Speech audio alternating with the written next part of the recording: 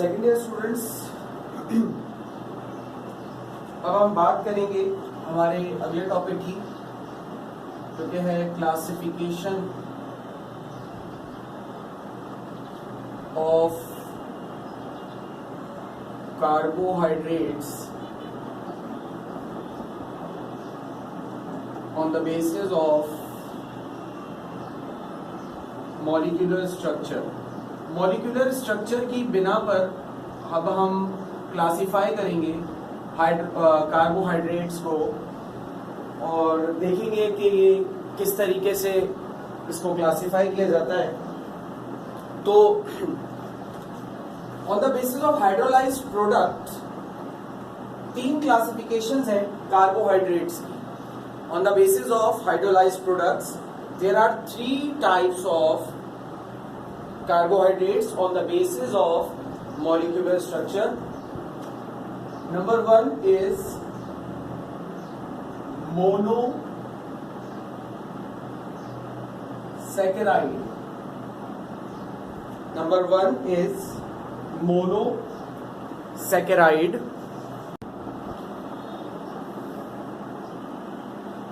Number 1 is monosaccharides. तो monosaccharides क्या होते हैं? They are simplest carbohydrate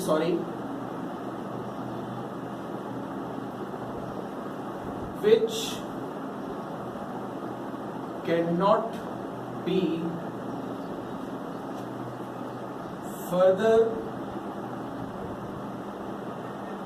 which cannot be further hydrolyzed। ये सबसे सिंपल हाइड्रोकार्बन होते हैं जिनको आप मजीद हाइड्रोलाइज नहीं कर सकते और they contain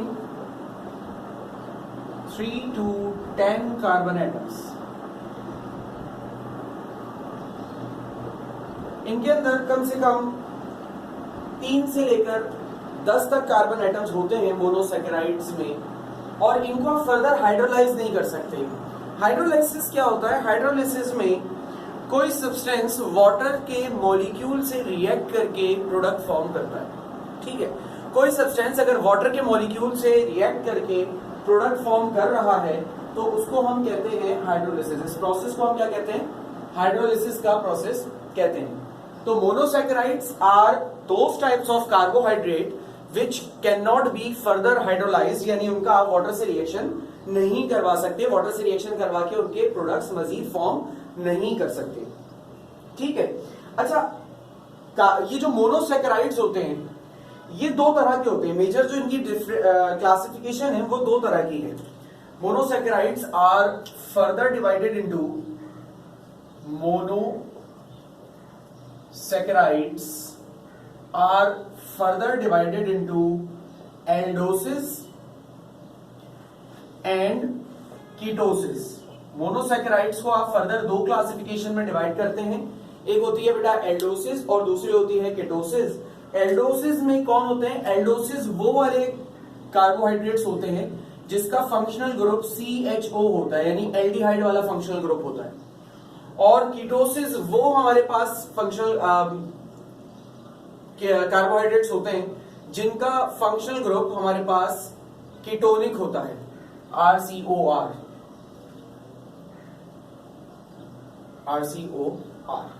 ठीक है, तो ये हमारे पास इनकी बेसिक क्लासिफिकेशन है।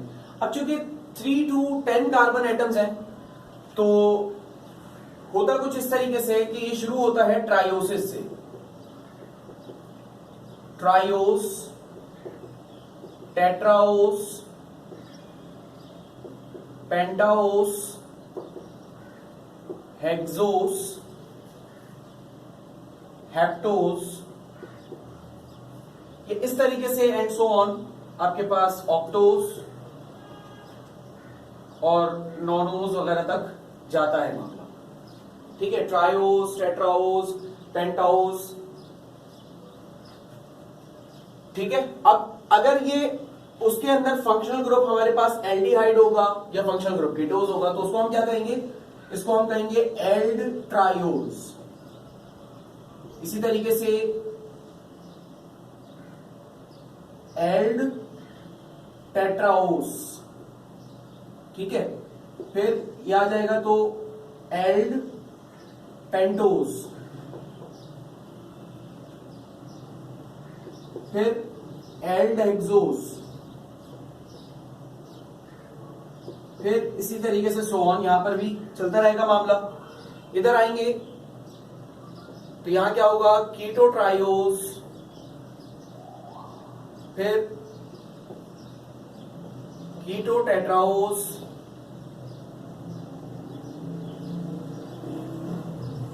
Tedros, keto pentose, keto pentose, keto hexose and so on, ठीक है। ये इस तरीके से मामला चलता रहेगा, यानी कि वो शुगर्स या वो कार्बोहाइड्रेट्स जिनके अंदर एल्डिहाइड ग्रुप होगा, they are referred to as aldose, ठीक है। And those sugars which contains ketone functional group are referred to as ketose, ठीक है। अब अगर 3 कार्बन है, ट्रायोस का मतलब 3 कार्बन, तो एल्डोट्रायो, एल्ट्रायोस 4 कार्बन है। ये जो गिनती है ना, ट्रायोस, टेट्राओस, पेंटोस, हेक्सोस, ये कार्बन की काउंटिंग को इंडिकेट कर रहा है, ठीक है। 1 carbon, 2 carbon, 3 carbon, 4 carbon and so on. और यहां पर जो जब हम इसके आगे एल्ड लगा देते हैं या कीट लगा देते हैं, तो एल्ड या कीट इंडिकेट करता है कि ये जो कार्बोहाइड्रेट है आइदर ये एल्डिहाइड फंक्शनल ग्रुप कंटेन करता है या फिर कीटोन फंक्शनल ग्रुप कंटेन करता है।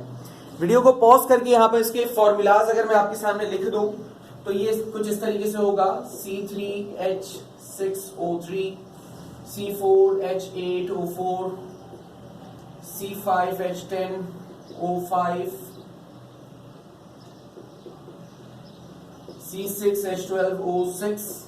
यही फॉर्मूलाज यहां पर भी कॉपी कर लेते हैं, C3H6O3, C4H8O4, C5H10O4, O5, C6H12O6 and so on. आप बाकियों के खुद लिखिएगा, ठीक है। यहां पे रोक कर आप लेक्चर को जो भी अभी तक बोर्ड पर लिखा है इसे नोट कीजिए, फिर हम आगे चलेंगे। अच्छा, मोनोसैकेराइड्स की जो हमने एल्डिहाइडिक और कीटोनिक क्लासिफिकेशन हमने देखी, इसमें सबसे जो इंपॉर्टेंट हमारे कोर्स में डिस्कस हुए हुए वो हेक्सोस डिस्कस हुए सॉरी, हेक्सोस को डिस्कस किया गया है। तो हम भी हेक्सोस को डिस्कस कर लेते हैं। तो हेक्सोस हमारे पास जो हमारे कोर्स में डिस्कस किए गए हैं वो 3 तरह के हेक्सोस को डिस्कस किया गया है। एक है ग्लूकोज, एक है फ्रक्टोज और एक है गैलेक्टोज, ठीक है। अच्छा, हेक्सोस को जो हमने डिस्कस किया है ना, इसमें किस बेसिस पर ये, मतलब फॉर्मूला सबका एक जैसा ही है, C6H12O6, लेकिन फिर इनके नाम अलग अलग क्यों हैं, यानी कि ग्लूकोज, फ्रक्टोज या गैलेक्टोज, ये सब अलग अलग क्यों हैं, ये भी आपको समझाता हूं कि किस तरीके से इनको हमने क्लासिफाई किया हुआ है और क्यों किया हुआ है, किस बेसिस पर किया हुआ है, इसको हम पढ़ लेते हैं। अच्छा, हेक्सोस का मतलब याद रहे कि 6 कार्बन होते हैं एक हेक्सो के। हेक्सोस का मतलब है कि 6 कार्बन होंगे, ठीक है। अच्छा, अब इनके दरमियान डिफरेंस क्रिएट करते हैं। तो सबसे पहले बात करते हैं हम हेक्सोस में ग्लूकोज की।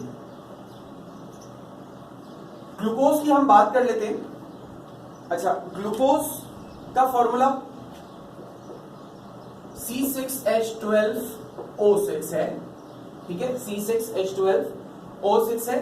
और हेक्सोस को अगर मैं आपके सामने ड्रॉ करूं तो इसका कुछ स्ट्रक्चर इस तरीके का होता है।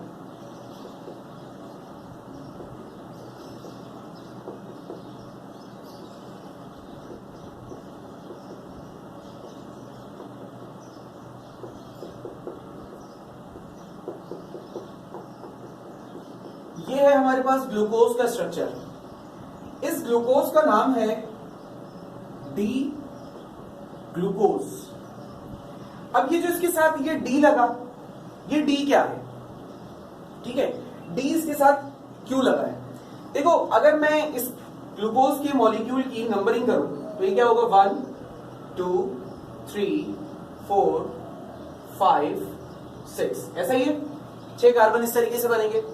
देखो, डी ग्लूकोज को हम 2 तरह के ग्लूकोजेस होते हैं, एक होता है डी ग्लूकोज और एक होता है एल ग्लूकोज, एक होता है डी ग्लूकोज और एक होता है एल ग्लूकोज। देखो इस फॉर्मूला में जो ग्लूकोज जो पांचवा कार्बन एटम है, इस पांचवें कार्बन एटम का हाइड्रोक्साइल ग्रुप किस तरफ है? राइट हैंड साइड पर है। अगर ये इस तरीके से मैं देखूं तो ये मेरा राइट हैंड है और ये मेरा लेफ्ट हैंड है, तो पांचवें कार्बन एटम का हाइड्रोक्साइल ग्रुप किस तरफ है? पांचवें कार्बन एटम का hydroxyl group right hand side पर है। तो अगर हाइड्रोक्साइल ग्रुप पांचवें कार्बन एटम का राइट हैंड साइड पर होगा तो वो ग्लूकोज कहलाएगा, डी ग्लूकोज। और अगर पांचवें कार्बन एटम का हाइड्रोक्साइल ग्रुप बजाय राइट साइड पर होने के लेफ्ट साइड पर हो तो वो कहलाएगा आपके पास एल ग्लूकोज। ये डिफरेंस है डी ग्लूकोज और एल ग्लूकोज का। अच्छा, अब सवाल ये उठता है कि मॉलिक्यूल तो इतना छोटा होता है कि हमें ये तो नजर नहीं आने वाला कि कार्बन जो पांचवा कार्बन है किसी मॉलिक्यूलर स्ट्रक्चर में, उसमें OH किधर होगा। इतना तो छोटा होता है कि हमें किस तरीके से पता चलेगा। आपने फिजिक्स में एक टॉपिक पढ़ा होगा पोलराइजेशन ऑफ लाइट का। तो जब पोलराइज्ड लाइट को इस मॉलिक्यूल पर से पास किया जाता है तो उसकी मदद से पता चलता है कि ये OH ग्रुप किस तरफ होगा। पोलराइज्ड लाइट जब इस मॉलिक्यूल पर से पास होती है जो कि डी ग्लूकोज होता है, तो वो पोलराइज्ड लाइट राइट हैंड की तरफ बेंट होती है, यानी कि कुछ ऐसा होता है। अब इसकी डिटेल में मैं नहीं जाऊंगा, बस जब पोलराइज्ड लाइट को उस पर से पास करेंगे, समझ लो ये पोलराइज्ड लाइट आ रही है, मॉलिक्यूल से टकराकर ऑटोमेटिकली लाइट जो है वो राइट हैंड साइड की तरफ बेंट हो जाएगी। अगर वो राइट हैंड साइड की तरफ बेंट हो रही है तो इसका मतलब है कि OH ग्रुप जो है वो राइट साइड पे लगा हुआ है और वो डी ग्लूकोज है। अगर वो लाइट बजाय राइट साइड पे बेंट होने के टकराकर लेफ्ट साइड पर बेंट हो जाए तो इसका मतलब है कि OH ग्रुप लेफ्ट साइड पर लगा हुआ है और जो ग्लूकोज है वो आपके पास एल ग्लूकोज है, डी ग्लूकोज नहीं है। ये हो गया स्ट्रक्चर डी ग्लूकोज का। अच्छा, इसको हम क्या कहते हैं? इसको हम कहते हैं डेक्स्ट्रो रोटेटरी। ये जो स्ट्रक्चर आपके सामने आ रहा है इसे हम कहते हैं डेक्स्ट्रो रोटेटरी, और इसको बाज़ औक़ात आप देखेंगे बुक्स वगैरह में ऐसे भी लिखा हुआ होता है, डी पॉजिटिव ग्लूकोज, इसको ऐसे भी लिखते हैं डेक्स्ट्रो रोटेटरी। ठीक है, अब इसके बाद ग्लूकोज के ही इस स्ट्रक्चर को हम दूसरी तरीके से देखते हैं। पहले ग्लूकोज को देखेंगे, फिर फ्रक्टोज को देखेंगे, फिर गैलेक्टोज को देखेंगे। ग्लूकोज का जो ये स्ट्रक्चर है ये कहलाता है simple ring structure, simple chain structure आप कह लें, सिंपल चेन स्ट्रक्चर कहलाता है। ठीक है, ये वाला ग्लूकोज के इस स्ट्रक्चर को अक्सर व बेशतर हम एक और तरीके के स्ट्रक्चर से भी ड्रॉ करते हैं। वो क्या होता है?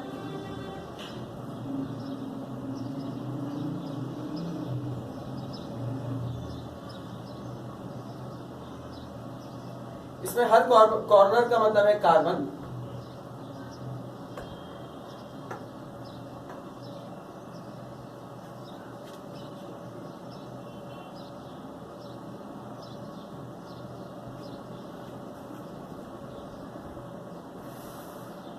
ठीक है।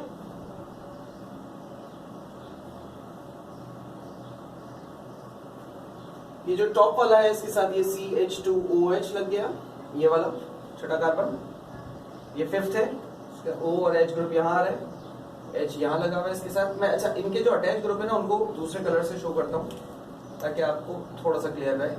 ये H आ गया, ठीक है, और OH इधर लग गया हुआ है।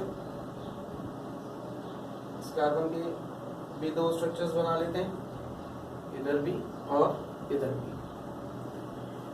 अब OH H OH H OH H OH और H। ये जो स्ट्रक्चर आपको सामने अपने अभी आपके नजर आ रहा है इसे हम कहते हैं पायरानोस स्ट्रक्चर। इसे क्या कहा जाता है? इसे कहा जाता है बेटा पायरानोस स्ट्रक्चर। इसे कहते हैं हम पायरानोस स्ट्रक्चर। फिर रिपीट कर रहा हूं, इसे क्या कहते हैं? इसे कहते हैं पायरानोस स्ट्रक्चर। इसमें देखो जो ये वाला कार्बन है, ये नंबर 1 कार्बन है, ये 2, ये 3, ये 4, ये 5 और ये वाला 6। यानी इसी स्ट्रक्चर को अगर हम रिंग शेप में बना दें तो कुछ इस तरीके का बनता है। ये देखो, ये जो 5th कार्बन है, इस 5th कार्बन का जो H है वो तो ये रहा, इस 5th कार्बन से एक ये CH2OH लगा हुआ है वो ये रहा, इस 5th कार्बन का जो OH है उसका O यहां आपको नजर आ रहा है, H नजर नहीं आ रहा। वो बेसिकली लिंकेज की वजह से आगे पीछे होता है, वो अभी हम आगे चलते जाएंगे तो आपको मजीद ये बात क्लियर हो जाएगी। इसको कहते हैं, ये जो स्ट्रक्चर अभी आपके सामने बना हुआ है इसे कहते हैं अल्फा फॉर्म या फिर अल्फा डी ग्लूकोज, इसे कहते हैं अल्फा डी ग्लूकोज। इसी तरह का एक और स्ट्रक्चर भी हमारे पास होता है, मैं वो भी ड्रॉ कर ले रहा हूं।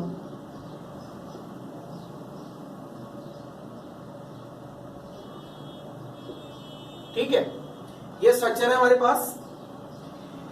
अच्छा, अल्फा और अल्फा डी ग्लूकोज में और इस वाले में क्या फर्क होता है? OH H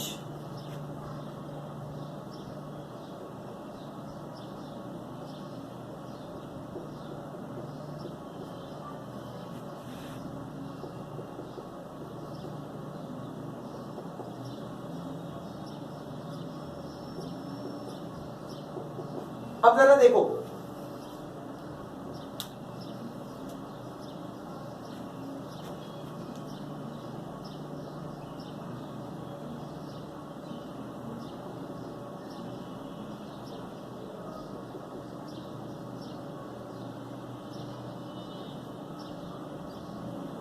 ये डिफरेंस है बेटा। ये आपके पास alpha form alpha D glucose था, ये भी पायरानोस स्ट्रक्चर है, लेकिन ये अल्फा फॉर्म नहीं है, ये बीटा फॉर्म है और ये कहलाता है हमारे पास बीटा डी ग्लूकोज। अब इस वाले में और इस वाले में फर्क क्या है? देखो, इसमें जो पहला कार्बन है उसमें OH नीचे की तरफ लगा हुआ है और इसमें पहले कार्बन के साथ OH ऊपर की तरफ लगा हुआ है, ये डिफरेंस है। अल्फा ग्लूकोज और बीटा ग्लूकोज में OH की पोजीशन का फर्क आता है। जो पहला कार्बन है उसके साथ जो OH लगा हुआ है वो एक में ऊपर की तरफ लगा हुआ होता है और एक में नीचे की तरफ लगा होता है। This is the difference between alpha glucose and beta glucose. इसको आप नोट कर लें, फिर आगे चलते हैं। इसके बाद बेटा जो दूसरा हमारे पास हेक्सोस है वो फ्रक्टोज है और फ्रक्टोज का स्ट्रक्चर अगर हम ड्रॉ करें, पहले सिंपल चेन स्ट्रक्चर ड्रॉ कर लेते हैं। CH2OH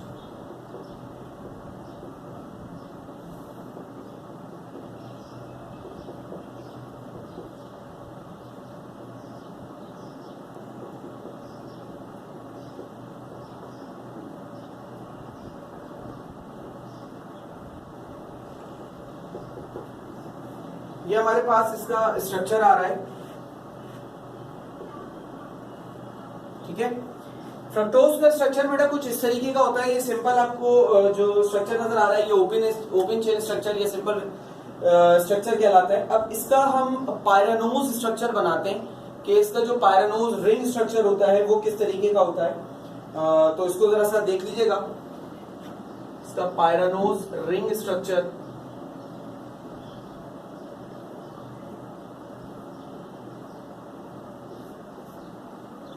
पायरानोज रिंग स्ट्रक्चर इसका कुछ इस तरीके का होता है। इधर लगा हुआ होगा आपके पास CH2OH, ये डबल बॉन्डेड ऑक्सीजन। इसके बाद यहां पर लगा होगा CH2OH। इसके बाद हमारे पास यहां पर ये H और H, OH, ये इस तरीके की फॉर्मेशन में हमारे पास स्ट्रक्चर होगा। अब यहाँ पर जो ये आपको स्ट्रक्चर नजर आ रहा है बेटा, इसे कहते हैं हम फ्यूरानोज कहते हैं इसको हम। पायरानोज से निकला है नोज, और फ्यूरा इसको इसलिए कहते हैं क्योंकि ये फ्रक्टोज का स्ट्रक्चर है, ठीक है, ये फ्रक्टोज का स्ट्रक्चर है। इसका जो स्ट्रक्चर होता है वो लेबोरेटरी होता है, यानी कि अगर पोलराइज लाइट को इसके ऊपर हिट किया जाए तो वो लेफ्ट साइड की तरफ बेंड हो जाती है। इसकी वजह से इसे हम सॉरी एक ये OH रह गया, इसकी वजह से इसे हम फ्रक्टोज या लेबोरेटरी स्ट्रक्चर का ये रहा। और ये जो फ्रक्टोज है ये नॉर्मली हमारे पास, इसे हम फ्रूट शुगर कहते हैं, और ये फ्रूट्स में वाफिर मकदार में अगर हमें कोई शुगर मिलती है तो वो सबसे ज्यादा फ्रक्टोज मिल रही होती है। इसे नोट कर लें, फिर हम आगे चलते हैं। इसके बाद बेटा हमारे पास जो अगला मोनोसैकेराइड है हेक्सोज की टाइप्स में, वो है गैलेक्टोज। अच्छा, गैलेक्टोज जो है ना C6H12O6, इसके अगर स्ट्रक्चर की बात की जाए गैलेक्टोज की, तो गैलेक्टोज का स्ट्रक्चर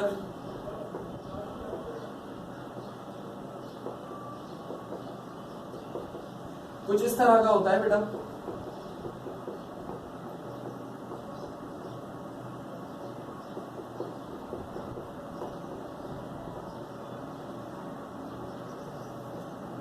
गैलेक्टोज और ग्लूकोज में बहुत ज्यादा फर्क नहीं है। मैं दोनों के पायरानोज स्ट्रक्चर्स आपके सामने बना रहा हूं, तो दोनों के पायरानोज स्ट्रक्चर से आपको बात समझ में आ जाएगी कि दोनों में असल में डिफरेंस है क्या एग्जैक्टली।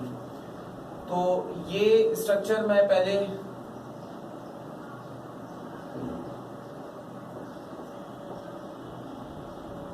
ठीक है, इसमें ये CH2OH OH H OH H OH H ये मेरे पास अल्फा ग्लूकोज का स्ट्रक्चर है जो आप देख भी सकते हो, ठीक है। अब इसके अल्फा ग्लूकोज में और ये जो गैलेक्टोज आपने बनाया है इसमें क्या फर्क आता है, ध्यान से बात को समझना।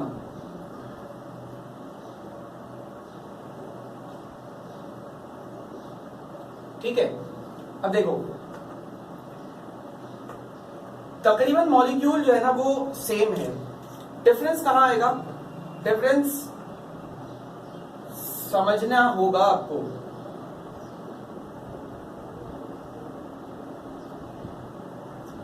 फर्स्ट साइड पे आपके लिए शायद समझना इसको मुश्किल हो जाए, लेकिन सीख जाएंगे आप इसमें डिफरेंस क्रिएट करना। देखिए मैंने ये स्ट्रक्चर ड्रॉ कर दिया आपके सामने।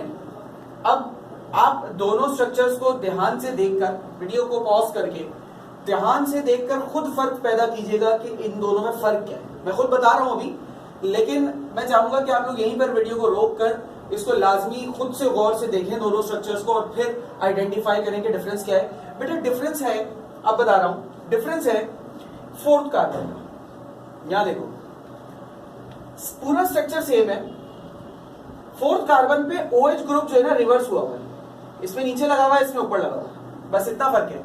और ये बन गया आपके पास गैलेक्टोज, और गैलेक्टोज जो है वो नॉर्मली मिल्क शुगर के नाम से मशहूर है, और दूध में इस शुगर की भरमार होती है, दूध से जो हमें शुगर हासिल होती है वो यही होता है गैलेक्टोज। और फ्री स्टेट में ये ग्लूकोज इतना ज्यादा मिलता नहीं है, ज्यादातर हमें मिल्क और इन सब चीजों में ही मिलता है। इसको नोट कर लो, फिर आगे चलते हैं। बेटा इसके बाद अगली जो हमारे पास टाइप है on the basis of molecular structure carbohydrate की, वो है ओलिगोसैकेराइड। ओलिगोसैकेराइड क्या होते हैं, those carbohydrates which produces 2 to 12 monosaccharides on hydrolysis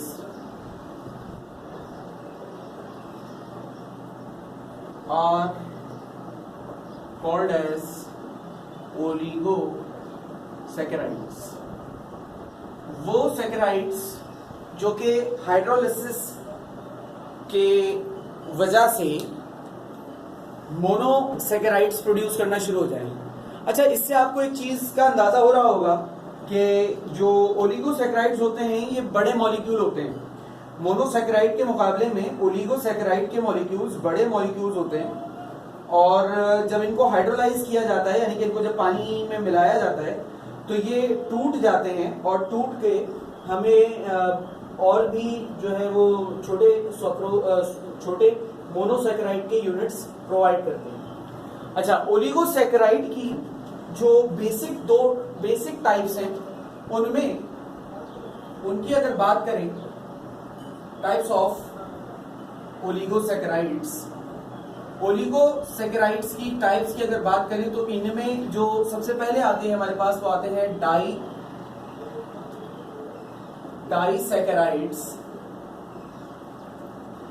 अच्छा, डाइसैकेराइड्स कौन से होते हैं? डाइसैकेराइड्स जैसे मिसाल के तौर पे हमारे पास C12H24O12 है। अच्छा, ये C12H24O12 हमारे पास सक्रोज, माल्टोज या लैक्टोज होता है। सक्रोज, माल्टोज या लैक्टोज।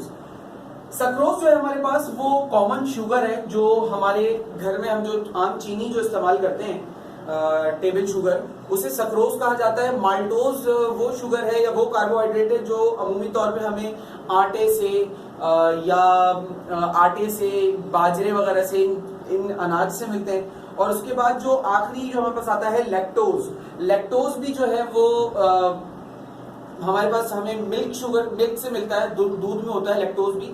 जैसे अभी हमने पढ़ा था गैलेक्टोज, तो गैलेक्टोज और लैक्टोज, जब लैक्टोज को हाइड्रोलाइज करते हैं तो हमें गैलेक्टोज मिलता है। जैसे सक्रोज का जो छोटा यूनिट आता है वो हमारे पास ग्लूकोज या फ्रक्टोज आ जाता है, ठीक है। और अगर हम माल्टोज को हाइड्रोलाइज करते हैं तो माल्टोज को जब हम हाइड्रोलाइज करते हैं तो हमें 2 ग्लूकोज के छोटे मॉलिक्यूल्स मिलते हैं। या हम जब लैक्टोज को हाइड्रोलाइज करते हैं तो लैक्टोज को हाइड्रोलाइज करने की वजह से हमें ग्लूकोज और लैक्टोज मिलता है। ये इस तरीके से है। जब इसको हमने जैसे मिसाल के तौर पर पानी में ऐड किया तो हमें C6H12O6 के 2 मॉलिक्यूल्स मिले, C6H12O6। अब मिसाल के तौर पे ये मेरे पास सक्रोज था। अगर ये सक्रोज होता तो क्या होता? सक्रोज होता तो एक मुझे मिलता ग्लूकोज और एक मुझे मिलता फ्रक्टोज। एक ग्लूकोज मिलता और एक फ्रक्टोज मिलता। अच्छा, अगर ये माल्टोज होता तो क्या होता? अगर ये माल्टोज होता तो मुझे एक ग्लूकोज मिलता और एक मुझे गैलेक्टोज मिलता, ठीक है। और अगर ये फॉर एग्जाम्पल लैक्टोज होता तो ये एक मुझे मिलता ग्लूकोज और एक मुझे मिलता गैलेक्टोज। अब मैं आप लोगों को 1 मिनट के लिए यहीं रोक रहा हूं। देखो, हो सकता है इस चीज में कोई कंफ्यूज हो जाए, ये हो क्या रहा है, टोस ही चल रहा है। तो इस मामले को थोड़ा सा हल करते हैं। देखो बेटा, पहले हमने पढ़ा मोनोसैकेराइड। मोनोसैकेराइड क्या होता है? मोनोसैकेराइड कार्बोहाइड्रेट की सबसे सिंपलेस्ट टाइप है जिसमें 3 से 10 तक कार्बन हो सकते हैं, ठीक है ना। अच्छा, उसमें सबसे कॉमन जो है, सबसे ज्यादा पाया जाने वाला कौन सा है? वो 6 कार्बन वाला हेक्सोस होता है, जो अभी हमने डिटेल में डिस्कस किया। कौन कौन से 3 हेक्सोस डिस्कस किए? ग्लूकोज, फ्रक्टोज और गैलेक्टोज। इनके स्ट्रक्चर्स को हमने देखा था, ठीक है ना। अच्छा, अब ओलिगोसैकेराइड क्या होता है? ओलिगोसैकेराइड एक ऐसा कार्बोहाइड्रेट होता है जिसको हम हाइड्रोलाइज करें तो हमें मोनोसैकेराइड मिलता है। यानी कि देखो, मैंने कहा मोनोसैकेराइड सबसे छोटा होता है, तो मोनोसैकेराइड्स को जोड़कर समझ लो हमने ओलिगोसैकेराइड बना लिया। अब जब ओलिगोसैकेराइड को तोड़ोगे तो क्या मिलेगा? मोनोसैकेराइड मिलेगा। अब ये 3 है मेरे पास oligosaccharide, sucrose, maltose, lactose. Sucrose कहां होता है ये बता रहा हूं। टेबल शुगर जो आपके घर में आम इस्तेमाल की होती है वो सक्रोज होती है। माल्टोज आटा, बाजरा, इन सब के अंदर जो कार्बोहाइड्रेट होता है वो माल्टोज होता है। और दूध के अंदर जो आपके पास कार्बोहाइड्रेट होता है वो लैक्टोज होता है। अब अगर आपके पास फॉर एग्जांपल सक्रोज हो और सक्रोज को आप पानी में डाल के उसकी हाइड्रोलिसिस कराओ, तो हाइड्रोलिसिस कराओगे तो ग्लूकोज और फ्रक्टोज मिलेगा, यानी कि ओलिगोसैकेराइड टूटेगा अपने छोटे मोनोसैकेराइड यूनिट में। तो कौन से 2 यूनिट्स मिलेंगे आपको? ग्लूकोज और फ्रक्टोज। इसी तरीके से जब माल्टोज, अगर आपके पास माल्टोज होगा और माल्टोज की हाइड्रोलिसिस आप कराओगे तो माल्टोज की हाइड्रोलिसिस के दौरान आपको 2 जो चीजें मिलेंगी वो कौन कौन सी होंगी? ग्लूकोज और 2 ग्लूकोज के मॉलिक्यूल मिलेंगे। सॉरी, मैंने आपके सामने यहाँ पे गैलेक्टोज लिख दिया था, ये गलत हो जाएगा। 2 ग्लूकोज मिलेंगे आपको, ठीक है बेटा। इसी तरीके से अगर आपके पास लैक्टोज होता और लैक्टोज की आप हाइड्रोलिसिस कराते तो लैक्टोज की हाइड्रोलिसिस कराने पर आपको एक ग्लूकोज मिलता और एक गैलेक्टोज मिलता, यानी कि जो छोटे यूनिट्स मिलते हैं आपको वो ये होते हैं। क्लियर हो गई होगी मेरे ख्याल से मेरी बात। अब इसके बाद डाइसैकेराइड के बाद एक और इसकी टाइप आती है हमारे पास, वो ट्राइसैकेराइड्स होते हैं। तो ट्राइसैकेराइड समटाइम्स ओलिगोसैकेराइड को रेफर किए जाते हैं। तो ट्राइसैकेराइड्स में क्या होते हैं, ट्राइसैकेराइड्स जैसे डाइसैकेराइड में 2 मोनोसैकेराइड्स की यूनिट होंगे, ट्राइसैकेराइड में 3 जो है वो यूनिट्स मिलेंगे हमें। अब इसका जो हमारे पास जनरल फॉर्मूला होता है वो क्या होता है, C18H32O18, C18H32O16 कर लेते हैं, 18 16, ठीक है। इसको हमने पानी में डाला, तो जब हम इसको पानी में डालेंगे तो अच्छा ये जो ट्राइसैकेराइड है इसका नाम क्या है, इसका नाम होता है रैफिनोज। इसे क्या कहते हैं हम, इसे कहते हैं हम रैफिनोज। इसे क्या कहा जाता है, रिपीट कर रहा हूं, इसे क्या कहते हैं, रैफिनोज। ठीक है भाई, तो इसे क्या कहा जाता है, रैफिनोज। अब रैफिनोज की जब हाइड्रोलिसिस कराओगे तो आपको क्या क्या मिलेगा, 3 C6H12O6 के मॉलिक्यूल्स मिलेंगे, 3, ठीक है। एक होगा इसमें से ग्लूकोज, एक होगा फ्रक्टोज और एक होगा इसमें से गैलेक्टोज। तो तीनों ही वो यूनिट्स जो आपने अभी पढ़े थे वो तीनों ही आपको इसमें मिल जाएंगे, ठीक है। इसको नोट कर ले। इसके बाद हम ये पढ़ते हैं कि किस तरीके से ग्लूकोज और फ्रक्टोज को मिलाऊंगा तो सक्रोज बनेगा।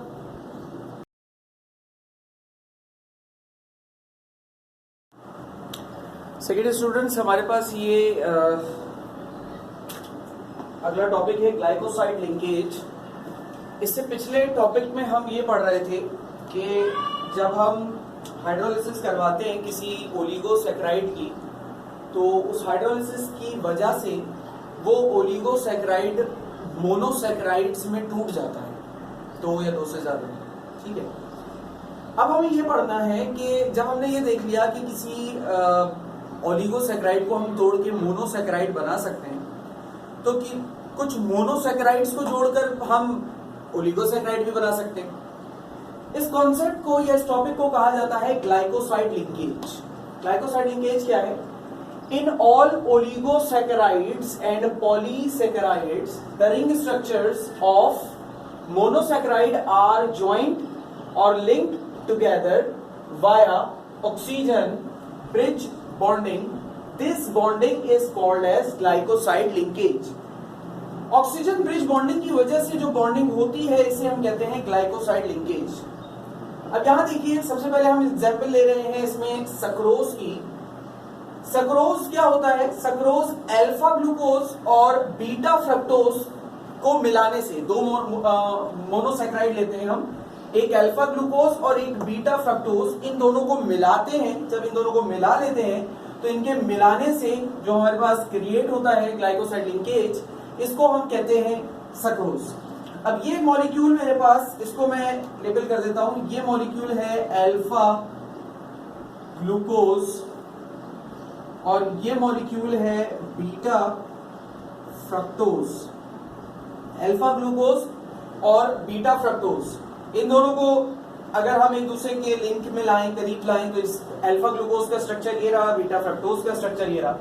होता कुछ ये है कि हाइड्रोलिसिस की वजह से ये टूट रहे थे और सक्रोज का मॉलिक्यूल टूट रहा था। अब जब हम इसमें वाटर इसमें से रिमूव करेंगे, कैसे करेंगे, देखो ग्लूकोज में से OH रिमूव होगा और फ्रक्टोज में से H रिमूव होगा। जब OH और H माइनस होगा तो क्या बन जाएगा, वाटर बन जाएगा। इसको अलग कर लो। अब हुआ क्या, अब हुआ ये कि ये जो आपके पास हिस्सा था, इसमें इस कार्बन के पास ऑक्सीजन है जिसके पास एक बॉन्ड की जगह बन गई क्योंकि इसमें से H निकला है, ठीक है। और ये वाला जो कार्बन था इसके पास भी एक बॉन्ड की जगह बन गई क्योंकि इसमें से OH निकल गया। तो इस कार्बन के पास भी बॉन्ड वैकेंसी क्रिएट हुई, इस ऑक्सीजन के पास भी बॉन्ड वैकेंसी क्रिएट हुई। तो दोनों अपनी बॉन्ड वैकेंसीज को स्टेबल करेंगे by joining with each other, by making bond with each other. ये दोनों आपस में एक दूसरे से बॉन्ड बना लेंगे और इस चीज को या इस कॉन्सेप्ट को हम कहेंगे ग्लाइकोसाइड लिंकेज। ये चीज है ग्लाइकोसाइड लिंकेज कि जब दो मोनोसैकेराइड्स के यूनिट ऑक्सीजन की वजह से आपस में जुड़ जाएं, बॉन्डिंग हो जाए, तो इसे कहा जाता है ग्लाइकोसाइड लिंकेज। इसको आप नोट कर लें प्रॉपर्ली, वीडियो को रोककर, फिर हम आगे चलेंगे।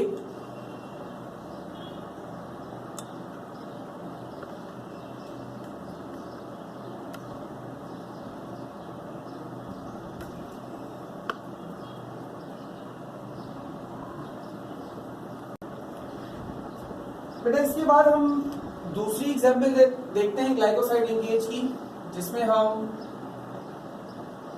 माल्टोज के बारे में पढ़ेंगे कि माल्टोज जो एक डाइसैकेराइड है इसको किस तरीके से बनाया जाता है। माल्टोज में याद रखिएगा दो ग्लूकोज के मॉलिक्यूल्स मिलते हैं आपस में।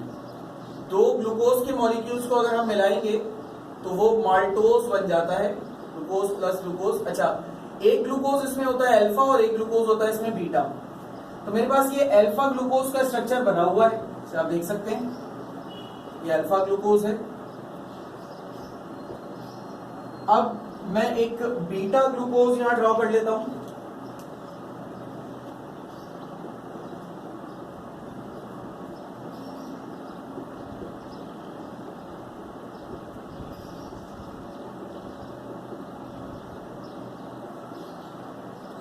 अच्छा, बीटा ग्लूकोज और अल्फा ग्लूकोज में क्या फर्क होता है? अल्फा ग्लूकोज में जो पहला कार्बन होता है उसमें OH नीचे लगा होता है, बीटा ग्लूकोज में OH ऊपर लगा होता है। ये डिफरेंस होता है बस।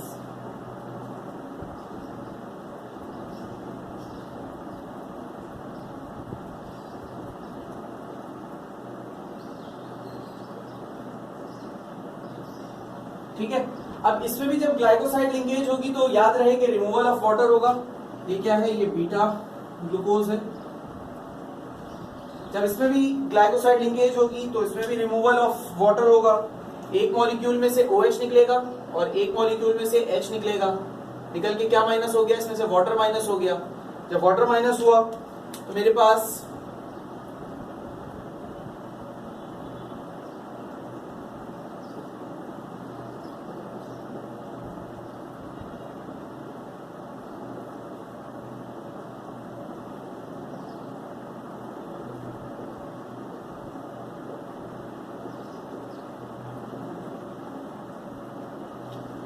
जब वाटर इसमें से निकल गया तो मेरे पास कुछ इस तरह का स्ट्रक्चर बनेगा। पहले मैं इसकी बाकी डिटेलिंग कंप्लीट कर लूं। H H OH H OH H H OH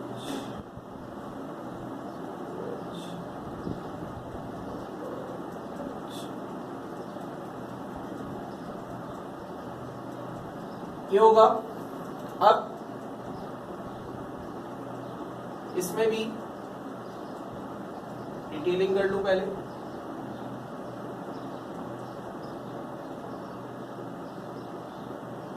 ठीक है, होगा क्या भाई? होगा ये कि इसमें से इस वाले कार्बन में से H निकला हुआ है, इधर क्या रह गया? सिर्फ वो इस वाले कार्बन में से तो पूरा OH ही गया, तो इसमें सिर्फ आपके पास एक बॉन्ड वैकेंसी रह जाएगी।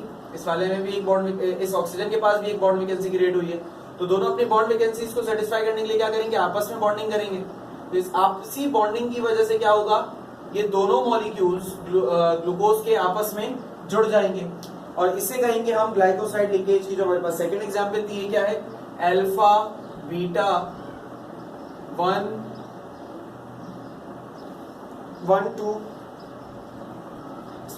अल्फा बीटा 1,4 ग्लाइकोसाइड लिंकेज है। अच्छा, इसमें 1,4 क्यों है? क्योंकि बेसिकली होता यह है कि मैंने यहाँ पे रिवर्सल नहीं दिखाया, लेकिन होता कुछ यूं है कि अल्फा ग्लूकोज का पहला कार्बन और बीटा ग्लूकोज का चौथा कार्बन, ये वाला कार्बन, ये आपस में बॉन्ड कर रहे होते हैं। अल्फा ग्लूकोज का पहला और बीटा ग्लूकोज का चौथा कार्बन आपस में बॉन्ड बना रहे होते हैं। तो इस वजह से यहाँ पर हम इसको 1,4 ग्लूकोसाइड लिंकेज कहते हैं। सॉरी, इसको कहते हैं 1,4 ग्लूकोसाइड लिंकेज। ये आ गया आपके पास 1,4 ग्लूकोसाइड लिंकेज। ठीक है स्टूडेंट्स, इसके बाद हमारे पास तीसरी एग्जाम्पल है लैक्टोज की। और लैक्टोज में एक ग्लूकोज और एक, ये मैं आपको सिर्फ बता रहा हूं, एक आखिरी एग्जांपल हमारे पास है लैक्टोज की, और इसमें एक ग्लूकोज का मॉलिक्यूल और एक गैलेक्टोज का मॉलिक्यूल आपस में बॉन्ड करते हैं, ठीक है।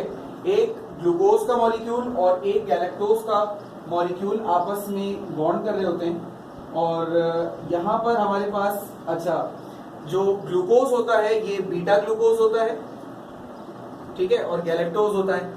अच्छा, यहाँ पर क्या आता है, यहाँ पे लिंकेज आती है beta 1,4 glucoside linkage.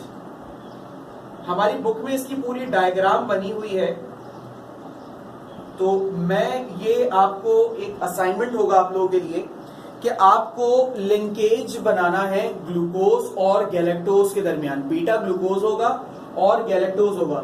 Beta glucose और गैलेक्टोज, इनके स्ट्रक्चर्स में इसी पिछले लेक्चर में आप लोगों को बता चुका हूं कि क्या इनके स्ट्रक्चर्स होंगे, बीटा ग्लूकोज का कैसा होगा, गैलेक्टोज का कैसा होगा, बीटा ग्लूकोज का, ये सारे स्ट्रक्चर्स को खुद बनाइए, खुद एक लिंक बनाने की कोशिश कीजिए। 1,4 याद रहे, 1 ग्लूकोज का होगा और 4 गैलेक्टोज का होगा, ठीक है ना। एक लिंक बनाइए और देखिए कि आपकी ब्रिज बॉन्डिंग जो है ये सही हो रही है या नहीं। पेज नंबर 226 पर आपको इसका स्ट्रक्चर पूरा मिल जाएगा, लेकिन आप वो देखिएगा नहीं, आप खुद से इसको बनाने की कोशिश कीजिएगा, ठीक है स्टूडेंट्स। हम आगे चलते हैं, आप पॉज करके इसको लिख लीजिए पहले। स्टूडेंट्स, इसके बाद हमारे पास जो तीसरी टाइप है कार्बोहाइड्रेट की, वो कहलाते हैं बेटा पॉलीसैकेराइड्स। और पॉलीसैकेराइड्स हमारे पास वो कार्बोहाइड्रेट्स होते हैं, दोज कार्बोहाइड्रेट्स which produces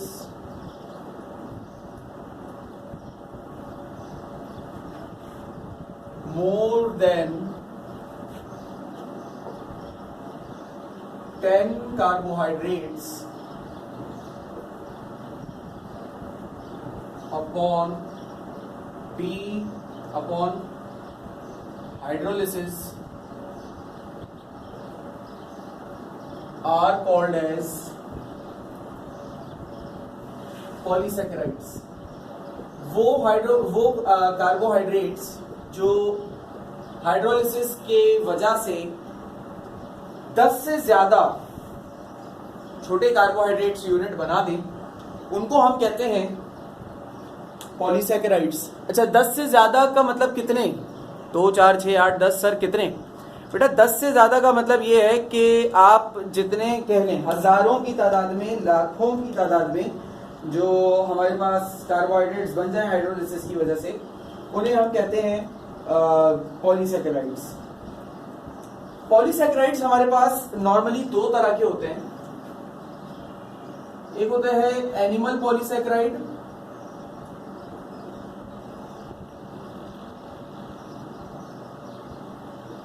और एक होते हैं प्लांट्स पॉलीसैकेराइड।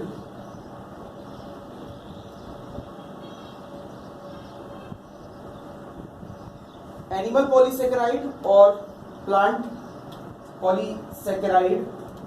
अच्छा, प्लांट्स पॉलीसैकेराइड में और एनिमल पॉलीसैकेराइड में, एनिमल पॉलीसैकेराइड जो है हमारे पास, पॉलीसैकेराइड जो है हमारे पास, वो ग्लाइकोजेंस को कहा जाता है, ठीक है ना। और ये हमारे बेसिकली मसल्स वगैरह को बनाने के लिए इस्तेमाल होते हैं।